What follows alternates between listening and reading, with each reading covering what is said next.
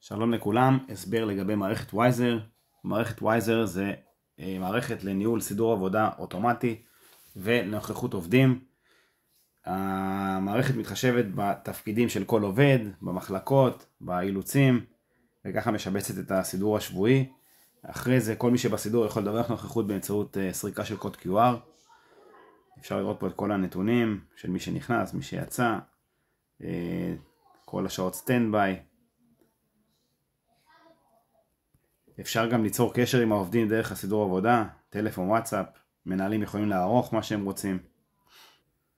מאוד קל לדווח למלצרים ולברמנים, ירידה להמתנה, עלייה למשמרת, כל החישובי טיפים למיניהם, הכל נעשה בצורה מאוד מאוד פשוטה.